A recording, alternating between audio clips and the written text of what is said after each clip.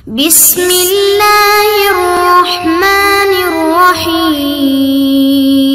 بسم اللہ الرحمن الرحیم۔ السلام علیکم ورحمۃ اللہ وبرکاتہ۔ عزیز طلبہ، امید ہے آپ خیر و عافیت سے ہوں گے۔ اللہ تبارک و تعالیٰ آپ کو ایمان اور عافیت والی زندگی نصیب فرمائیں۔ تو عزیز طلبہ، آج ہم سبق نمبر 146 کو پڑھنے جا رہے ہیں، جس کا عنوان ہے نفل نماز کی رکعتیں اور ان کا مسنون طریقہ۔ نفل نماز کی رکعتیں اور ان کا مسنون طریقہ۔ تو عزیز طلبہ، اس سے پہلے کہ ہم سبق کی تفصیل کی طرف آئیں، ہم آتے ہیں مصنف رحمۃ اللہ علیہ کی عبارت کی طرف۔ عبارت کچھ یوں ہے: وَكُرِهَ الزِّيَادَةُ عَلَىٰ 4 بِتَسْلِيمَةٍ فِي نَفْلِ النَّهَارِ وَعَلَىٰ 8 لَيْلًا وَالْأَفْضَلُ فِيهِمَا رُبَاعٌ وَطُولُ الْقِيَامِ أَحَبُّ مِنْ كَثْرَةِ السُّجُودِ۔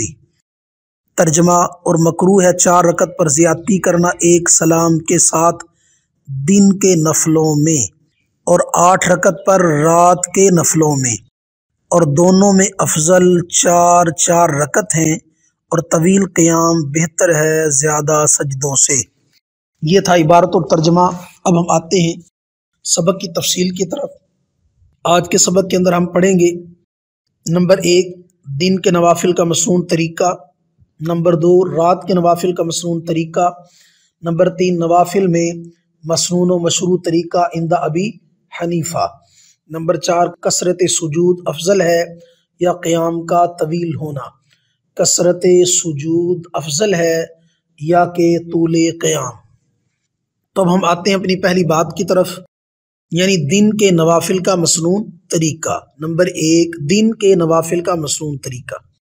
تو تفصیل اس کی یہ ہے کہ مصنف رحمۃ اللہ علیہ جب سنتوں کے بیان سے فارغ ہوئے تو نوافل کے بیان کو شروع فرمایا، چونکہ علماء نے اباحت و افضلیت کے اعتبار سے رات اور دن کے نفلوں کی مقدار میں اختلاف کیا ہے۔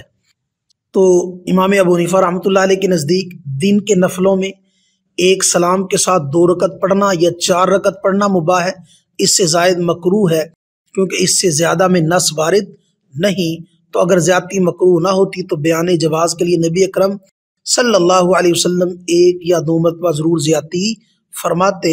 تو اس سے معلوم ہوا کہ دن کے نفلوں میں 2 رکعت یا 4 رکعت سے زیادہ ایک سلام کے ساتھ مباح نہیں ہے، اور رات کے نوافل کے اندر 8 رکعت سے زیادہ ایک سلام کے ساتھ مباح نہیں ہے۔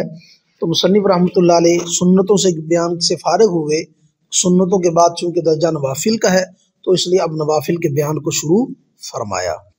تو ہم کہہ رہے تھے دن کے نوافل کا مسنون طریقہ۔ تو تفصیل اس کی یہ ہے کہ چونکہ نوافل کے اندر جو نوافل دن کے ہیں ان کو ایک سلام کے ساتھ 2 یا 4 رکعت پڑھنا مباح ہے، تو اس اعتبار سے مصنف رحمۃ اللہ علیہ نے پہلے دن سے آغاز کیا ہے کہ دن کے اندر جو نوافل ادا کیے جائیں گے ان کو ایک سلام کے ساتھ یا 2 رکعت ورنہ زیادہ سے زیادہ 4 رکعت ایک سلام کے ساتھ پڑھی جائیں گی۔ اس سے زیادہ ایک سلام کے ساتھ دن کے نوافل کے اندر پڑھنا یہ مکروہ ہے۔ دلیل امام ابو حنیفہ رحمۃ اللہ علیہ کی دلیل کہ جناب رسول اللہ صلی اللہ علیہ وسلم کا عمل ساری زندگی دن کے نوافل میں 4 رکعت سے نہیں بڑھا، یعنی ایک سلام کے ساتھ آپ نے 4 رکعت سے زیادہ دن میں نوافل ادا نہیں کیے۔ اس سے معلوم ہوا کہ دن میں جو نوافل ادا کیے جائیں گے وہ ایک سلام کے ساتھ زیادہ سے زیادہ 4 رکعت ادا کی جائیں گی، کیونکہ اگر اس سے زیادہ جائز ہوتا تو جناب رسول اللہ صلی اللہ علیہ وسلم اباحت کے لیے ضرور ادا فرماتے۔ یہ تھا دن کے نوافل کا مسنون طریقہ۔ نمبر 2 رات کے نوافل کا مسنون طریقہ۔ رات کے نوافل کا مسنون طریقہ۔ تو تفصیل اس کی یہ ہے کہ رات کو ایک سلام کے ساتھ 8 رکعت پڑھنا بلا کراہت جائز ہے۔ رات کو ایک سلام کے ساتھ 8 رکعت پڑھنا بلا کراہت جائز ہے۔ 8 سے زائد پڑھنا مکروہ ہے، 8 سے زائد پڑھنا مکروہ ہے، کیونکہ جناب رسول اللہ صلی اللہ علیہ وسلم نے رات کو ایک سلام سے 8 رکعت پر زیادتی نہیں فرمائی، تو اگر مکروہ نہ ہوتا تو بیان جواز کے لیے جناب رسول اللہ صلی اللہ علیہ وسلم کبھی نہ کبھی ضرور اس سے زیادہ ادا فرماتے۔ تو یہ دلیل ہے اس بات کی کہ رات کے نوافل کے اندر 8 رکعت سے ایک سلام کے ساتھ 8 رکعت سے زیادتی مکروہ ہے۔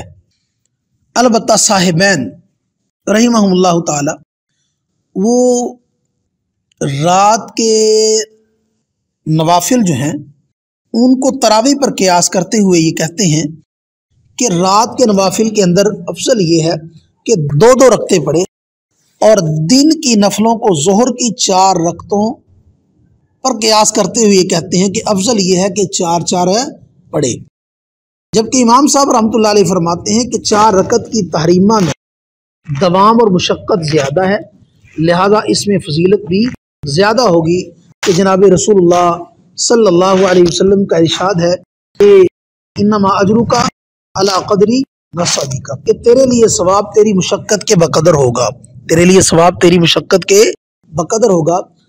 باقی صاحبین کو امام صاحب رحمۃ اللہ علیہ کی طرف سے یہ جواب ہے کہ تراویح چونکہ جماعت سے پڑھی جاتی اس لیے تراویح میں جہت تیسیر کی رعایت کی جائے گی، چونکہ وہ جماعت سے پڑھی جاتی ہیں تو جماعت کو دیکھتے ہوئے تراویح میں جہت تیسیر کی رعایت کی جائے گی، یعنی آسانی، لوگوں کی آسانی دیکھی جائے گی، اور تیسیر چونکہ 2 رکعتوں میں ہے اس لیے تراویح کے اندر 2 رکعتیں کر کے پڑھی جاتی۔